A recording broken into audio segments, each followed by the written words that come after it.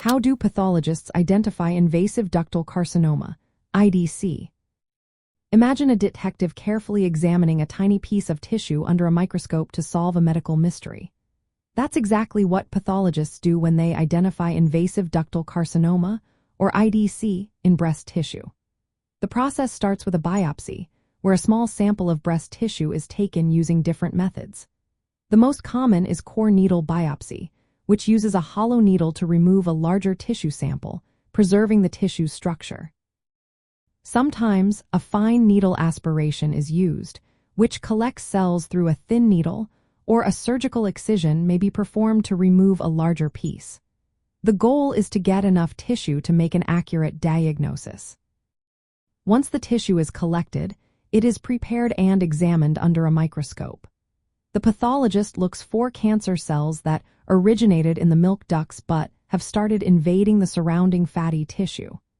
This invasion is the key feature that distinguishes invasive ductal carcinoma from ductal carcinoma in situ, where the cancer stays confined within the ducts.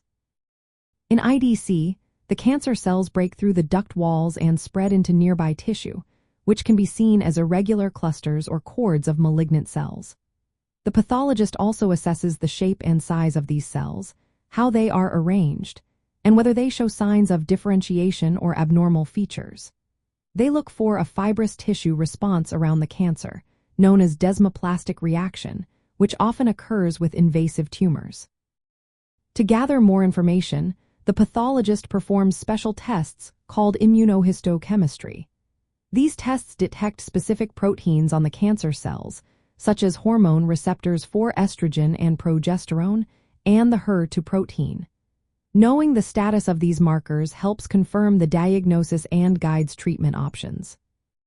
For example, hormone receptor-positive cancers may respond well to hormone therapy, while HER2-positive cancers might benefit from targeted therapies.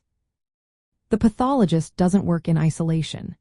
They compare their microscopic findings with clinical examination results and imaging studies like mammograms, ultrasounds, or MRIs. Imaging can reveal suspicious areas or calcifications that led to the biopsy, but the final diagnosis depends on the tissue analysis. The pathologist also carefully differentiates IDC from other conditions, such as lobular carcinoma or benign changes, by examining cellular features and the extent of invasion. In essence, identifying invasive ductal carcinoma involves a detailed process of tissue sampling, microscopic examination, molecular testing, and integrating clinical and imaging data. This thorough approach ensures an accurate diagnosis, which is essential for planning the best treatment path. Always remember, if you or someone you know is facing a breast cancer diagnosis, consulting healthcare professionals is vital for personalized care and guidance.